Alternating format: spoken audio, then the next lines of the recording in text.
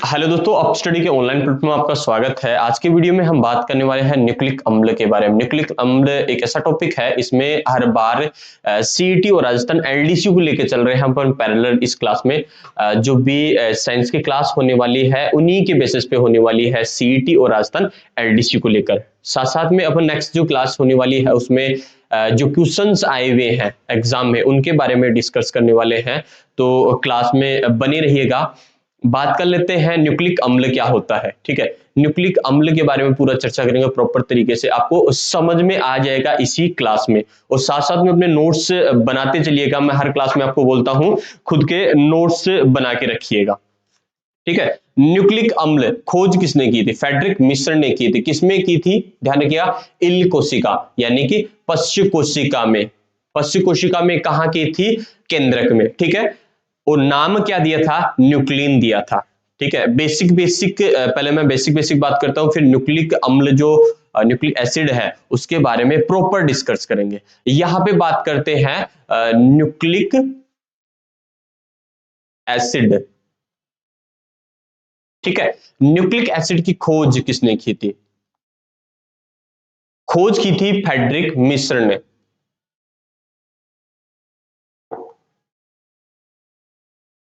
अब किसमें की थी तो ये भी याद रखना है, इल सेल यानी कि पश्च कोशिका। पश्च कोशिका में कहा? केंद्रक में। ठीक है, यहां पे ये क्लियर होगा। लेकिन न्यूक्लिक एसिड का नाम न्यूक्लिक एसिड किसी और ने दिया था, लेकिन फ्रेडरिक मिश्र ने क्या कहा था? इसे न्यूक्लिन कहा था। ठीक है, न्यूक्लिन कहा था, लेकिन ध्यान रखिएगा न्यूक्लिक एसिड किसने नाम दिया? तो अल्टमान ने नाम दिया था। किसने दिया था? अल्टमान ने न्यूक्लिन का न्यूक्लिक एसिड नाम दिया था। ठीक है, यहां पे आपका क्लियर हो चुका है। जितना मैंने बताया, खोज किसने की थी? फ्रेडरिक मिश्र ने की थी। कहा किसमें की थी और कहां की थी? एक तरीके से इल सेल यानी कि पश्च कोशिका के केंद्रक में की थी। ठीक है, न्यूक्लिन नाम दिया था न्यूक्लिक एसिड का, लेकिन न्यूक्लिन का नाम न्यूक्लिक एसिड किसने दिया? अल्टमान ने दिया था। ठीक है, यहां पे ये तीन क्वेश्चन बनते हैं। इल सेल कोशिका ये कोई नहीं पूछेगा इतना, फ्रेडरिक मिश्र आ सकता है, अल्टमान आ सकता है। वो कंफ्यूज करने के लिए न्यूक्लिन की खोज किसने की थी, तो ये क्वेश्चन पूछा जा सकता है। यानी कि अगर ये क्वेश्चन आपका पुटअप होता है एग्जाम में, न्यूक्लिन की खोज किसने की थी, तो आप मानिए न्यूक्लिन का नाम ही न्यूक्लिक एसिड है तो फ्रेडरिक मिश्र ने किया था, लेकिन न्यूक्लिन का नाम न्यूक्लिक एसिड किसने दिया? तो अल्टमान ने दिया था। ठीक है, ये क्लियर हो चुका है। आगे बढ़ते हैं, आगे बात कर लेते हैं अपन। कितने भाग होते हैं न्यूक्लिक एसिड के? कितने भाग होते हैं? 3 भाग होते हैं दोस्तों। ठीक है, 3 भाग कौन कौन से होते हैं? N2 बेस, शुगर और फॉस्फेट। ठीक है, N2 बेस जिनको अपन बोलते हैं नाइट्रोजन क्षारक, उसके अलावा सेकंड है शुगर और थर्ड है फॉस्फेट। ठीक है, इन तीन से मिलकर न्यूक्लिक एसिड बना होता है। कैसे बना होता है इसके बारे में बात करेंगे, प्रॉपर चर्चा से बात करेंगे इसके बारे में। इनमें से क्वेश्चन पुटअप होता है, ध्यान रखिएगा। इनके बारे में बताऊंगा। N2 बेस आपको क्लियर तरीके से अच्छी तरह याद रखना है। ध्यान रखिए, N2 बेस से क्वेश्चन आ सकता है। ठीक है, N2 बेस में क्या क्वेश्चन पुटअप होता है और जो इंपॉर्टेंट क्वेश्चन है वो आप टिक मार्क करते चलिए, साथ में आपको बताता चलूंगा। तो अपन बात करते हैं N2 बेस के बारे में। N2 बेस कितने प्रकार के होते हैं? पायरिमिडीन और प्यूरिन। ठीक है, पायरिमिडीन क्या होता है? इसमें एक बेंजीन रिंग पाई जाती है, प्यूरिन में 2 बेंजीन रिंग पाई जाती है। एग्जांपल के तौर पे बता देता हूं, अपन ने पायरिमिडीन, इसमें कितनी बेंजीन रिंग पाई जाती है? शायद साइंस के आप स्टूडेंट हो तो आप जानते हो। ठीक है, एक बेंजीन रिंग पाई जाती है, लेकिन प्यूरिन की बात करें इसमें 2 बेंजीन रिंग पाई जाती है। कितनी बेंजीन रिंग पाई जाती है? 2 बेंजीन रिंग पाई जाती है।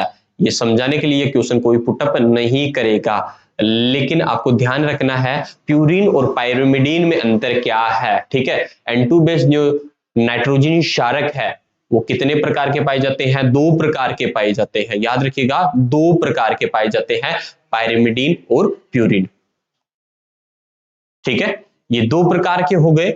अब बात करते हैं पायरिमिडीन जो नाइट्रोजनी क्षारक है वो कितने प्रकार के होते हैं? टी, सी, यू और ए, जी। ठीक है, टी का क्या हो गया? थाइमीन। सी का हो गया साइटोसिन। यू क्या हो गया? यूरेसिल। ए का हो गया एडेनिन और जी का हो गया गवानिन। ये याद रखना है, टी, सी, यू, ए, जी। इतना याद रख लोगे तो आगे जो क्वेश्चन बताने वाला हूं आपको वो इंपॉर्टेंट क्वेश्चन है, वो यहीं से आपका क्लियर हो जाएगा। ठीक है, अब बात कर लेते हैं इनके बारे में। कितने प्रकार के हैं? 2 प्रकार के हैं। पायरिमिडीन नाइट्रोजन क्षारक हैं वो कितने प्रकार के हैं? 3 प्रकार के, थाइमीन, साइटोसिन और यूरेसिल। ठीक है, और प्यूरिन कितने प्रकार के हैं? जो 2 बेंजीन पाई जाती है 2 प्रकार के हैं, एडेनिन और गवानिन। अब बात करते हैं डीएनए और आरएनए में। कंफ्यूज हर स्टूडेंट होता है, लेकिन अच्छी तरह एक बार समझ लिया तो आप दोबारा कंफ्यूज नहीं होंगे। इस क्वेश्चन में ज्यादातर बच्चे कंफ्यूज होते हैं। ठीक है, तो इसमें बात कर लेते हैं, रटने की आवश्यकता नहीं। टी, सी, यू, ए, जी आपको इतना याद रखना है, ये क्रम याद रखना है, और पी, आई, पी, यू, पाईप्यू। ठीक है, इतना पाई का हो गया पायरिमिडीन, प्यू का हो गया प्यूरिन। ठीक है, इतना आपको याद रखना है, पाईपी, टी, सी, यू, ए, जी। ठीक है, इससे ही आपका क्लियर हो जाएगा, जो क्वेश्चन बनता है वो भी आपका क्लियर हो जाएगा। अपन बात कर लेते हैं डीएनए में। अगर यहाँ पे क्वेश्चन पूछा जाए डीएनए में कौन कौन से नाइट्रोजनी क्षारक उपस्थित होते हैं, ठीक है, इसके अलावा एक और आपको याद रखना है, CAG, CAG। ठीक है, CAG याद रखोगे तो नेक्स्ट जो पहला जो नाइट्रोजनी क्षारक है वो कौन सा उपस्थित होता है और अनुपस्थित कौन सा होता है उसके बारे में बता देता हूं। अभी मैंने बात किया TCUAG आपको याद रखना है। इसके अलावा अपन कौन कौन से यहां नाइट्रोजनी क्षारक आ चुके हैं? CAG में पायरिमिडीन क्षारक है, साइटोसिन आ चुका है, एडेनिन, प्यूरिन और गवानिन का है जो प्यूरिन नाइट्रोजन दोनों यहाँ पे आ चुके हैं। ठीक है, यहाँ पे कौन कौन से रिमेनिंग बचे हैं, कौन कौन से यहाँ पे बचे हुए हैं? टी और यू, थाइमीन और यूरेसिल। ठीक है, थाइमीन और यूरेसिल यहाँ पे बचे हुए हैं, तो इनमें आपको पता करना है कौन कौन से अनुपस्थित है और कौन से उपस्थित नहीं है। डीएनए में कौन सा उपस्थित रहेगा, कौन सा उपस्थित नहीं रहेगा। यहाँ पे डीएनए और आरएनए का फर्स्ट अल्फाबेट देख लीजिएगा पहले तो आप। ठीक है, अल्फाबेट डीएनए और आरएनए में डी है, तो डी और आर में कौन सा पहले आता है? तो इतना याद रखिएगा, पहले डी ही आएगा अल्फाबेट में, आर बाद में आएगा। लेकिन यहाँ पे अगर अलग से बात करें, प्यूरिन में कौन कौन से और पायरिमिडीन में कौन कौन से नाइट्रोजन आ चुके हैं, और थाइमीन और यूरेसिल बचे हैं, 2 नाइट्रोजन क्षारक बचे हैं। इनमें से एक उपस्थित रहेगा और एक अनुपस्थित रहेगा। इसका कैसे पता चलेगा? अब टी और यू है अपना, टी और यू याद रखोगे तो इतना ही समझ में आ जाएगा, आपको यहां पे दिक्कत नहीं आने वाली, क्योंकि अगर ऑप्शन में देगा तो वो आपको एक तरीके से मिसगाइड करने के लिए देगा कि आप कंफ्यूज हो जाओ उस ऑप्शन को देखकर, लेकिन आपको वही चीज याद रखनी है जिसमें आप कंफ्यूज होते हो। ठीक है, थाइमीन और यूरेसिल आपको याद रखना है। थाइमीन और यूरेसिल में कौन सा उपस्थित रहेगा, अनुपस्थित रहेगा, तो इतना याद रखिएगा, डीएनए में डी पहले आता है, आरएनए में बाद में आता है अल्फाबेट के अनुसार। वैसे ही टी और यू, थाइमीन और यूरेसिल की बात करें तो थाइमीन में टी पहले आएगा अल्फाबेट में और यू बाद में आएगा। तो वैसे ही आपको देखना है, डी का टी एक तरीके से डीएनए में डी और आरएनए में डी पहले आता है आर से, तो टी और यू में देखते हैं तो टी पहले आएगा। ठीक है, और यू बाद में आएगा, तो CAG ऐसा का ऐसा रहेगा अपना, और TCAG। ठीक है, ये हो गया थाइमीन, साइटोसिन, एडेनिन और गवानिन। ठीक है, ये नाइट्रोजन क्षारक डीएनए में उपस्थित होते हैं। और आरएनए में कौन सा हो गया? यू बाद में बचा है, बाद में कौन सा आता है अल्फाबेट के अनुसार? यू, यूरेसिल, साइटोसिन, एडेनिन और गवानिन। ठीक है, जो क्वेश्चन इंपॉर्टेंट बनता है तो डीएनए और आरएनए में कौन कौन से नाइट्रोजन क्षारक उपस्थित अनुपस्थित रहते हैं। क्वेश्चन अगर ये पूछा जाए डीएनए में कौन सा पायरिमिडीन नाइट्रोजनी क्षारक अनुपस्थित रहता है, तो यूरेसिल होगा, थायमिन उपस्थित रहेगा। क्योंकि क्वेश्चन इसी प्रकार से पूछा जाता है कि आप कंफ्यूज हो, फ्लो में जल्दी से पढ़ के आपको कंप्लीट नहीं कर देना है, लेकिन क्वेश्चन को समझ के फिर करना है आपको, क्योंकि उपस्थित अनुपस्थित में भी अंतर है काफी। ठीक है, आगे बढ़ते हैं अपन। जो नाइट्रोजनी क्षारक है वो कंप्लीट हो चुके हैं अपना। ठीक है, N2 बेस कंप्लीट कर चुके हैं यहां पे। तो ध्यान रखिएगा, हमेशा न्यूक्लिक एसिड डीएनए और आरएनए के रूप में पाए जाते हैं। किसमें पाए जाते हैं? सेल में पाए जाते हैं। सेल में कहां पाए जाते हैं? केंद्रक में पाए जाते हैं। ठीक है, यहां पे ये कंप्लीट हो चुका है। जो क्वेश्चन इंपॉर्टेंट बनता है, किसने खोज की थी? फ्रेडरिक मिशर ने की थी। किसमें की थी? इल सेल के केंद्रक में की थी। क्या नाम दिया था? न्यूक्लिन दिया था। न्यूक्लिन का न्यूक्लिक एसिड किसने नाम दिया? अल्टमान ने दिया था। ठीक है, N2 बेस के बारे में, नाइट्रोजन क्षारक के बारे में समझ चुके हैं अपन। आगे बढ़ते हैं, कौन कौन सा इंपॉर्टेंट और कौन सा है। ठीक है, अब बात करते हैं शुगर। सेकंड कौन सा है? शुगर। कितने प्रकार के होते हैं? 3 भाग होते हैं नाइट्रोजन क्षारक के, जो न्यूक्लिक एसिड होते हैं, न्यूक्लिक एसिड होते हैं, उनके दूसरा भाग चर्चा कर रहे हैं, शुगर। शुगर किस प्रकार की पाई जाती है? 5 कार्बन वाली पाई जाती है। और अगर साइंस में आपको पढ़ा होगा केमिस्ट्री में, ठीक है, तो 5 कार्बन वाली श्रृंखला को क्या बोलते हैं? पेंटोज बोलते हैं अपन। क्या बोलते हैं बच्चों? पेंटोज बोलते हैं। तो ये पेंटोज शर्करा होती है। ध्यान रखिएगा, पेंटोज शर्करा होती है। अब शुगर कितने प्रकार की पाई जाती है? 2 प्रकार की पाई जाती है। उनको भी याद करने का मैं तरीका आपको बता देता हूं। डीएनए और आरएनए 2 प्रकार के पाए जाते हैं। ठीक है, आनुवंशिक पदार्थ बोलते हैं इनको, डीएनए और आरएनए को। ठीक है, तो इनमें पेंटोज शर्करा कितने प्रकार की पाई जाती है? 2 प्रकार की पाई जाती है, डीएनए और आरएनए। ठीक है, 2 प्रकार की पेंटोज शर्करा पाई जाती है। डीऑक्सीराइबोज शर्करा।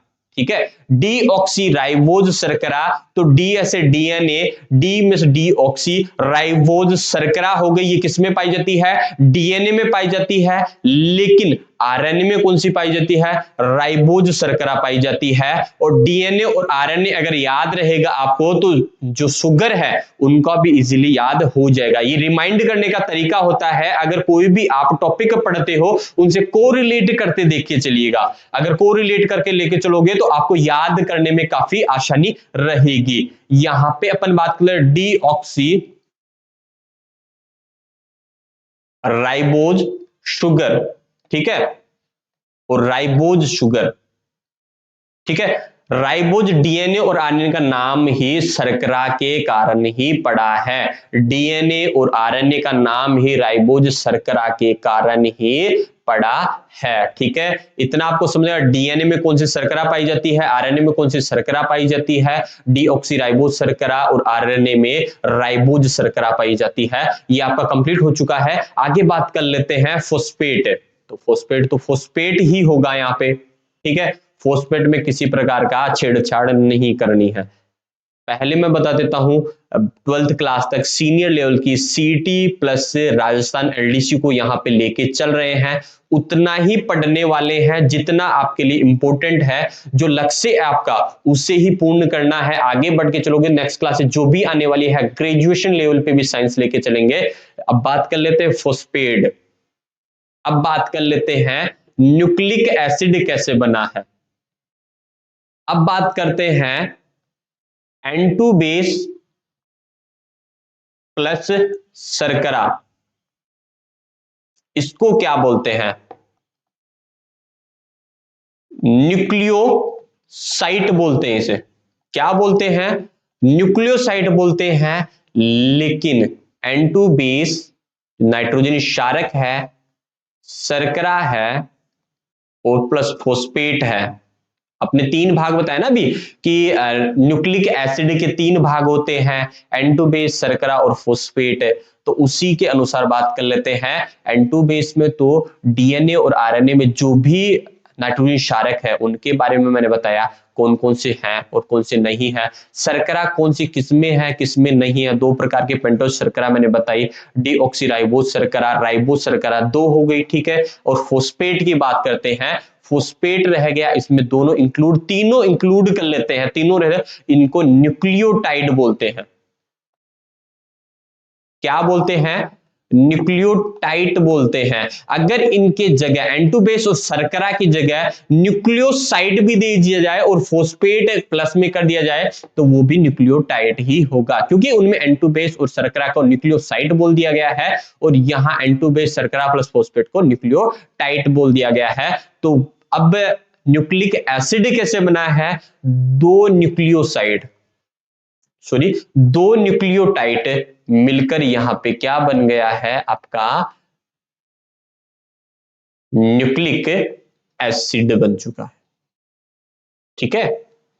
यहां पे ये जितना भी है शुगर के बारे में नाइट्रोजनी क्षारक है, ठीक है, जो N2 बेस, शुगर और फोस्फेट के बारे में अपने देख लिया है। न्यूक्लिक एसिड कैसे बना है तो बेसिक अपने पता चल गया है। क्या क्या इंपॉर्टेंट है इसमें, आपको क्या क्या याद रखनी है? डीएनए और आरएनए में कौन से नाइट्रोजन क्षारक उपस्थित अनुपस्थित रहते हैं, ठीक है। शर्करा का आपको पता है, डी और आर से पता चल जाएगा, डीऑक्सीराइबोज शर्करा और राइबोज शर्करा है, और फोस्फेट का फोस्फेट रहेगा। स्टार्टिंग से दोबारा से मैं रिपीट कर देता हूं इन चीजों को कैसे आपको याद रखना है। न्यूक्लिक एसिड की खोज किसने की थी? फ्रेडरिक मिशर ने की थी। किसमें की थी? इल्सेल, पश्च कोशिका, हिंदी में बोलते हैं पश्च कोशिका के केंद्रक में की थी। क्या नाम दिया था? न्यूक्लिन नाम दिया था। न्यूक्लिन को न्यूक्लिक एसिड किसने नाम दिया? अल्टमान ने नाम दिया था, ठीक है। अब आगे बात करते हैं, न्यूक्लिक एसिड होते हैं वो कितने भाग होते हैं, कितने भागों से मिलकर बना होता है? N2 बेस, शर्करा और फोस्फेट, ठीक है। तीन भाग हैं, तीन भाग में N2 बेस के बारे में बात करें, N2 बेस में कौन कौन से क्वेश्चन बनते हैं उनके बारे में बात करते हैं। डीएनए और आरएनए में कौन से नाइट्रोजन उपस्थित और अनुपस्थित रहते हैं, आपको इतना याद रखना है। और टी और यू याद रखना है, और डी और आर याद रखना है। डी पहले आता है तो टी पहले आएगा, और आर बाद में आता है तो यू बाद में आएगा। TCAG, ठीक है, TCAG, UCAG, ठीक है। थायमिन, साइटोसिन, एडेनिन और ग्वानिन, यूरेसिल, साइटोसिन, एडेनिन और ग्वानिन, ठीक है। और फोस्फेट का फोस्फेट हो गया। अगर क्वेश्चन ये पुट अप होता है, अब ये आप सामने जो आपको दिख रहा है, ठीक है, कितने न्यूक्लियोटाइड बनकर न्यूक्लिक एसिड बनाते हैं? तो दो न्यूक्लियोटाइड मिलकर न्यूक्लिक एसिड बनाते हैं, ठीक है। यहां पे अपना हो चुका है कंप्लीट। अगर बात कर लेते हैं आगे डीएनए के बारे में, ठीक है, दोबारा रिमाइंड करवा दिया मैंने, तो यहां पे बार बार अगर किसी चीज को रिमाइंड करोगे तो याद करने में आसान रहेगी। बच्चे काफी बोलते हैं याद नहीं होता है, लेकिन रिपीट जितना करोगे तो उतना ही आपको याद रहेगा। नोट्स के लिए मैं क्यों बोलता हूं, ये भी रीजन है। जितने शॉर्ट्स नोट्स बना के चलोगे आपको, तो आप एग्जाम के पहले दिन आराम से रिपीट कर सकते हो। इस प्रकार से नोट्स बनाइएगा कि सभी सब्जेक्ट आप एक दिन पहले रिवाइज कर लो, ठीक है, सिलेबस के अनुसार रिवाइज कर लो, ठीक है। आगे बात कर लेते हैं डीएनए के बारे में। आज की क्लास में इतना ही हम डिस्कस करेंगे। नेक्स्ट क्लास जो रिमेनिंग क्लास है, जितना भी टॉपिक है नेक्स्ट क्लास में डिस्कस करेंगे। अगर आपको वीडियो अच्छा लगा हो तो वीडियो को लाइक कीजिएगा, वीडियो को दोस्त का शेयर कीजिएगा और चैनल को सब्सक्राइब करना ना भूलें। अब मिलते हैं नेक्स्ट वीडियो में, नेक्स्ट क्लास में। जय हिंद, जय भारत।